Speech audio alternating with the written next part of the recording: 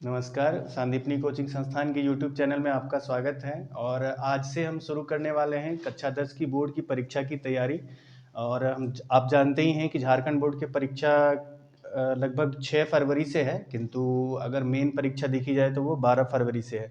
ठीक है, तो सबसे पहले आज हम ये जानते हैं कि हमें क्या इस 1 महीने के दौरान हम क्या कर सकते हैं जिससे अधिक से अधिक अंक प्राप्त कर सकें और बिना किसी बहुत विशेष मेहनत किए। क्योंकि मेहनत तो करना ही है, लेकिन मतलब एक होता है ना कि एक प्रेशर लेके मेहनत करना और एक होता है आराम से मेहनत करना। तो किस तरह से आप ज़्यादा से ज़्यादा चीज़ें अचीव कर सकते हैं, तो इसलिए आज हम शुरू करते हैं कुछ चीज़ें जो आपको इस 1 महीने के दौरान करनी है और कुछ चीज़ें जो नहीं करनी है।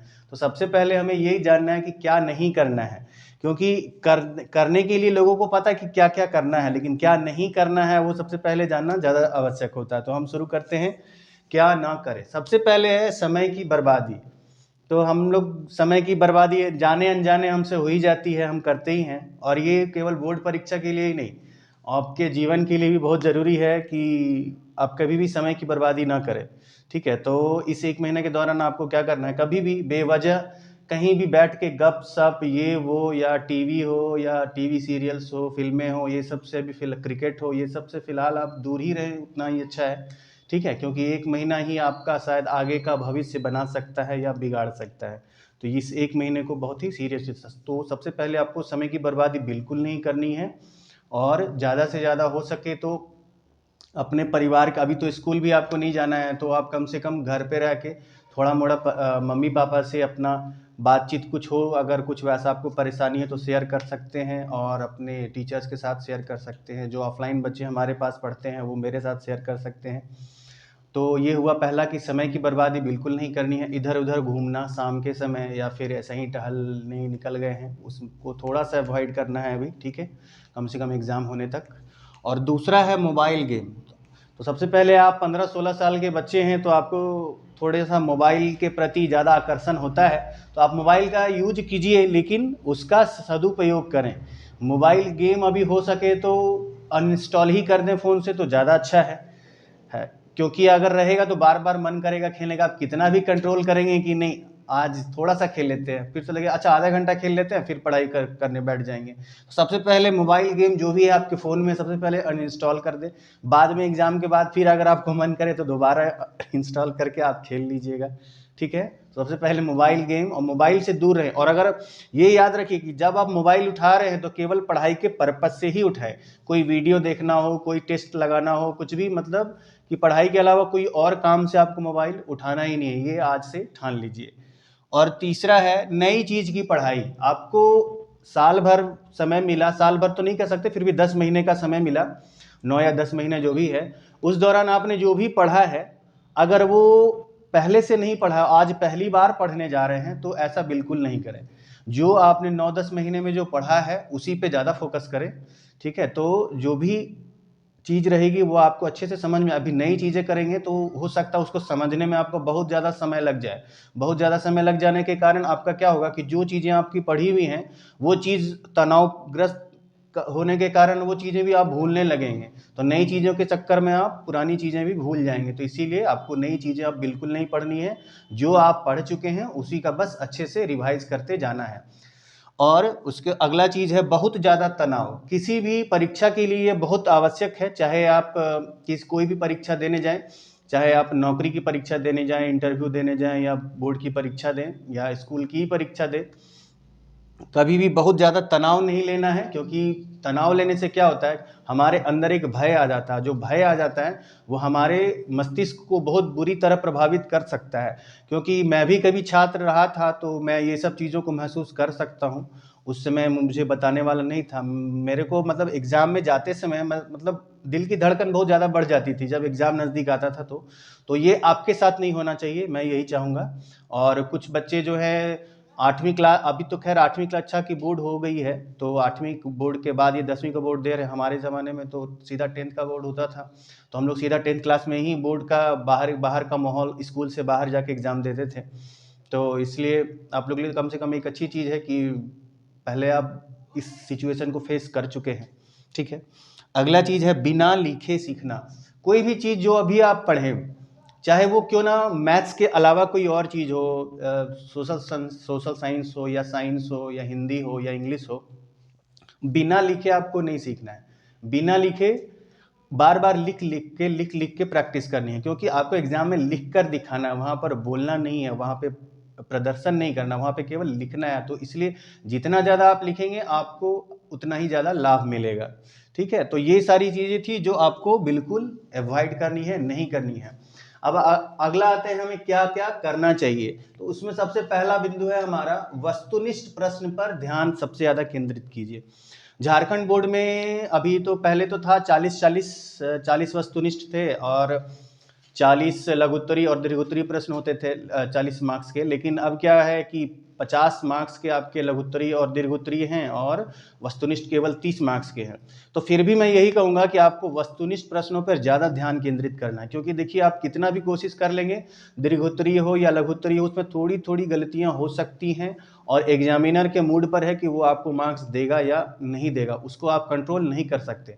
लेकिन जो वस्तुनिष्ठ प्रश्न होते हैं उसमें आप अपना वो आपके कंट्रोल में है, क्योंकि अगर वो सही हो गया तो 1 मार्क्स आपका पूरा का पूरा मिलेगा, वो ऐसा नहीं है कि आपको आधा मार्क्स मिलेगा।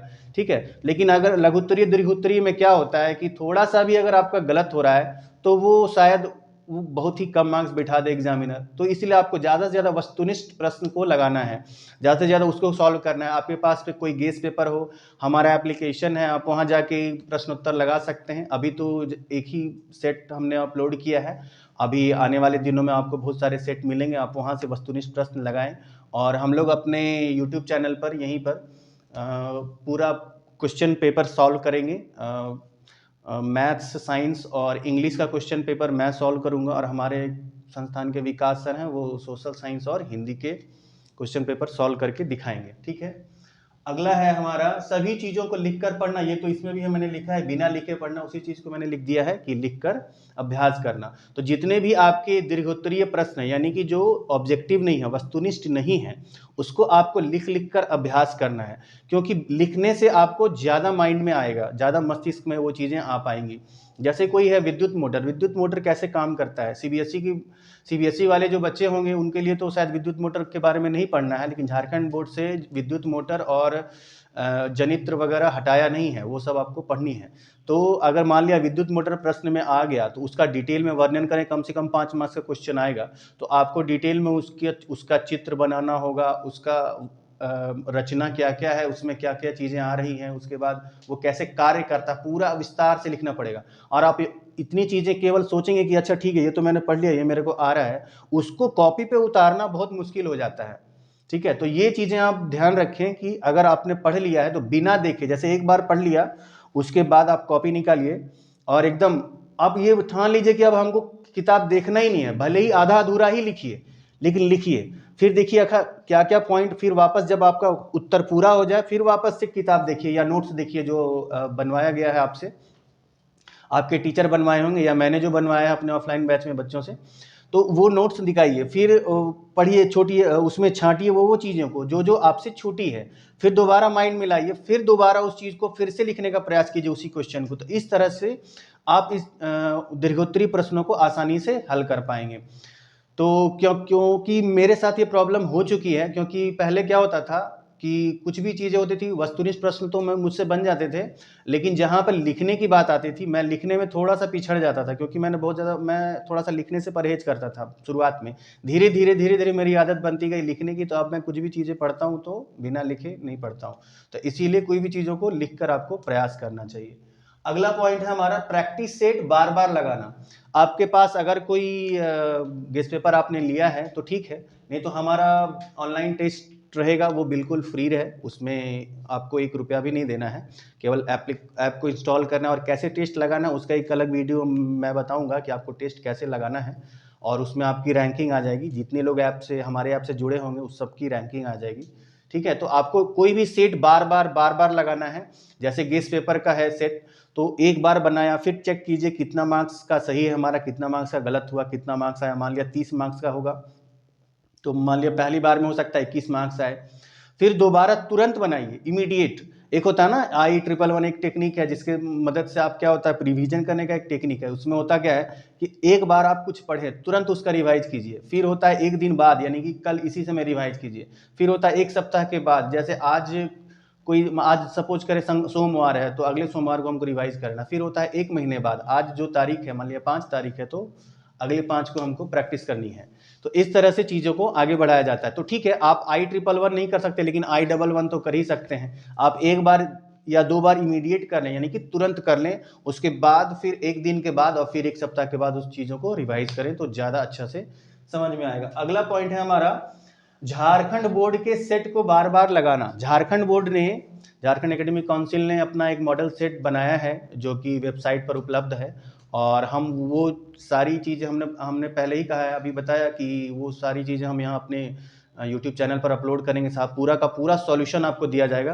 तो जो भी सॉल्यूशन आपको मिलता है उसको बार बार लगाएं, क्योंकि बहुत ज़्यादा संभावना है कि वो चीज़ें जो है आपको एग्जाम में देखने को मिले। कम से कम अनुमान तो यही होता है कि 55 से 60% प्रश्न लगभग आपके उसी पैटर्न के आएंगे जो आपका मॉडल सेट में रहेगा। तो इसीलिए आप झारखंड बोर्ड के द्वारा जो मॉडल सेट लाया गया है उसको बिल्कुल भी इग्नोर ना करें, उसको बार बार बनाएं, ठीक है। और वो मैंने बताया ही है कि उसका पूरा सॉल्यूशन हम लोग देंगे, और अगर आपको दिक्कत होगी तो आप कमेंट में भी सवाल पूछ सकते हैं उस वीडियो के कमेंट में, ठीक है। तो हम दोबारा उस पर वीडियो बनाएंगे या कमेंट में ही उसका जवाब देने का प्रयास करेंगे। अगला पॉइंट है भरपूर नींद लेना। तो ये इन चीज़ों से कुछ लोगों को शायद हंसी भी आ सकती है कि नींद लेना तो समय की बर्बादी। नहीं, बिल्कुल नहीं। नींद लेना कभी भी समय की बर्बादी नहीं होती है, क्योंकि नींद से हमारा मस्तिष्क हल्का होता है, हमारा माइंड स्थिर रहता है, दिमाग बहुत स्थिर रहता है, जिसकी मदद से हम अपने पढ़ाई पे ज़्यादा से ज़्यादा ध्यान केंद्रित कर सकते हैं। अगर आप कम सोए, आप बहुत ज़्यादा तनाव ले लिए, सोचे कि नहीं एग्जाम है अभी मुझे 15 घंटे पढ़ाई करनी है, 16 घंटे पढ़ाई करनी है या 18 घंटे तक पढ़ाई करनी है, आप पढ़ाई करते रह गए, पता चला आप पढ़ तो बहुत रहे हैं लेकिन आपके दिमाग में कुछ भी नहीं जा रहा है। तो ये जरूरी है कि आपको सबसे पहले भरपूर नींद लेने की आवश्यकता है। आपकी उम्र अभी 15-16 है तो कम से कम 7 से 8 घंटे तो आपको सोना ही चाहिए, ठीक है। तो 7-8 घंटे की नींद कम से कम जरूर लें, जिससे आपका माइंड हल्का हो और आप ज़्यादा से ज़्यादा पढ़ाई पर केंद्रित कर सके अपना ध्यान। उसके बाद है क्रैश कोर्स का जहाँ तक बात है, अभी 1 महीने के दौरान हम पूरा का पूरा सिलेबस एक बहुत ही प्रिसाइज मैनर में कवर करने वाले हैं। तो इसीलिए हमारे साथ जुड़े रहें और उस क्रैश कोर्स को ज्वाइन करें। सारी की सारी वीडियो आपको यूट्यूब चैनल पे भी मिलेंगी और हमारे एप्लीकेशन पर भी मिलेंगी। सारी की सारी पहले यहाँ पर अपलोड हो जाएंगी, उसका लिंक मैं एप्लीकेशन पर भी शेयर कर सकता हूँ। तो आप दोनों जगह वीडियो को देख सकते हैं और बार बार देख सकते हैं और बिल्कुल फ्री में देख सकते हैं, उसके लिए कोई भी चार्ज नहीं है, ठीक है।